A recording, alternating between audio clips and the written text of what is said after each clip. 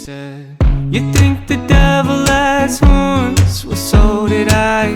But I was wrong, his hair is combed and he wears a suit and tie. He's nice, polite, he'll catch you by surprise." Hello. Just a quick one before we start. Viewer discretion is advised. I'm going into a topic that many don't actually want to talk about, but I feel this is the perfect platform to talk about it. So, welcome back to A Man's Guide to the Galaxy. I'm Chaos, and today we're diving into one of the wildest questions the internet has thrown at us. If you had to choose between being alone in the woods with a random man or a bear, who would you pick? And a huge number of women said the bear. Now, as men, our first reaction might be to laugh, get defensive, or think, come on, that's ridiculous. But if we stop and actually listen, this question opens a door into something deeper. Why are women so afraid of men? Why do so many women struggle to trust men? What makes us so unapproachable without us even realizing it? And most importantly, what can we do to fix it? This episode isn't about blaming men, it's understanding women's reality so we can grow, evolve, and become better men. So let's get into it. Why are women afraid of men? Here's the uncomfortable truth. Women aren't afraid of you specifically. They're afraid of what men as a group are statistically capable of. The WHO, World Health Organization, reports that 1 in 3 women globally experience physical or sexual violence in their lifetime. That's not a small number. That's a pattern, and that's something we need to change. The End Violence Against Women Coalition in the UK found that 2 in 3 women aged 16 to 34. 16. No 16-year-old should ever have to deal with that, let alone anyone between 16 and 34. Have experienced harassment in a single year. This includes being followed, catcalled, grabbed, or intimidated. That is disgusting. And a researcher, Anahita Seraji from the Women's Health Research Cluster in British Columbia, explains something powerful. Women develop what she calls a generalized fear of men, meaning even if one man hurts them, the fear spreads to men in general, because they can't tell who's safe and who isn't. Think of it like this. If a dog bites you, you don't just fear that one dog. You become cautious around all dogs. Women live with that same logic, but the stakes are so much higher. So when women say they choose the bear, they're not saying all men are monsters. They're saying, at least with a bear, I know what the threat is. Trust isn't just about what we do. It's about what women have lived through, seen and heard. Things that us as men will never understand unless we sit there and actually listen. Many women have had their experiences dismissed, minimalized, blamed on their clothing, blamed on alcohol, or blamed on mixed signals. Personally, I don't think that any of that is an acceptable, let alone usable excuse. It's disgusting, it's bigot, and it's wrong. So when men say not all men, it can feel like we're more worried about defending ourselves than understanding them. Women learn distrust the same way we learn caution. Repeated bad experiences, stories from friends, news headlines, and the reality that dangerous men don't wear warning labels. Even if you are safe, she doesn't know that. And she can't afford to guess wrong, because that is what might put her in danger. Most men don't realize how they come across, but women read signals differently because they have to.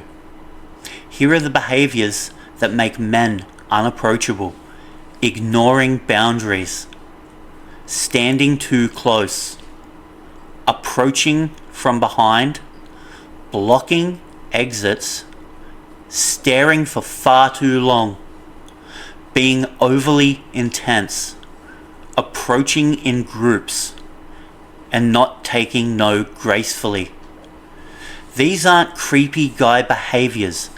They are normal behaviors that feel threatening to women because of the world that they live in. We can fix it. Keep your distance when approaching. Approach from the front, not behind. Keep your hands visible. Use a calm tone. Don't corner, don't crowd. If she seems uncomfortable, step back, give her space. Don't push for personal info. It's not our right. We can ask when it's acceptable. We don't push for that personal info. Don't act entitled to her time or attention. Approachability is about safety first and ego second. This is where a lot of men get frustrated. We think, I'm not like those guys. Why am I being judged for what other men do? Here's your answer. Because the risk of being wrong is enormous. Look, if a woman misjudges a man, the consequences can be trauma, assault, or worse. I'll put it bluntly. If she misjudges a bear, the outcome is the same. That's why the comparison works. Women don't see isolated incidents. They see patterns. And when a minority of men behave dangerously and the majority stay silent, women experience it as a culture problem, not a few bad apples. And I agree with that. So what can we do? The biggest and foremost thing we can do is educate ourselves. Read the research. Gill Harrop, PhD, wrote a piece in Psychological Today Australia breaking down why women choose the bear. Anahita Seraji's work explains the psychology behind women's fear. We have to understand that knowledge is power. And we don't use this knowledge to manipulate. We don't use this knowledge to twist. We use this knowledge to understand how a female feels. When women talk about fear or harassment, don't debate. Listen. Challenge other men. If you hear someone say something, call it out. It's not the end of the world. Change your habits. Cross the street if you're walking behind a woman at night. I know it might seem like a hassle, but it will make them feel safe. Don't comment on strangers' bodies. You don't have the right. Ask for consent clearly. Ask, approach. Can we have a conversation? Accept no without pressure. The best thing we can be is an ally.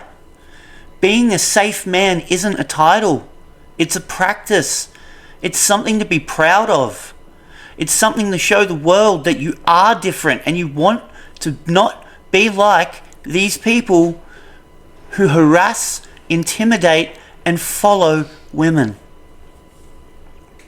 Here's how to make women feel safer around you. Keep a relaxed, open posture. Don't block pathways. Smile lightly. Don't stare. Keep your hands visible. Approach in a well-lit social environment. Don't back someone up in the night. Even as a man, you would feel uncomfortable if another man pulled you aside in the dark. Use low-pressure openers like, hey, no worries if not, but you seem cool. Mind if I say hi? And always give her an easy exit. Women communicate discomfort in subtle ways because being direct can be dangerous. Look for short answers, no questions back, turning away, stepping back, checking her phone, scanning the room, and crossed arms. If you're unsure, ask. Do you really want to keep talking, or should I let you get back to your night? If she hesitates, walk away respectfully. Do not push the subject. Clothing is not consent. Clothing is not an invitation. Clothing is not communication to men. Research on victim blaming shows women are often asked what they wore after an assault. Something we'd never ask after a bear attack. Women dress for themselves, their friends, their culture, their confidence, or just because they like an outfit, not for us. Approachability is about behavior, not clothing. Here's the truth. If women are choosing the bear, our job isn't to be offended. Our job isn't to understand why and become the kind of man they never have to fear. Growth starts with knowledge. Knowledge becomes understanding, and understanding becomes development. As men, we need to grow. We need to listen. We need to understand the female perspective, not because we're guilty, but because we're responsible. This is how we evolve. This is how we become better men. This is how we build a safer world for everyone. I know this was a deep listen, but thank you for listening to A Man's Guide to the Galaxy. I'm Chaos, and I'll see you in the next episode.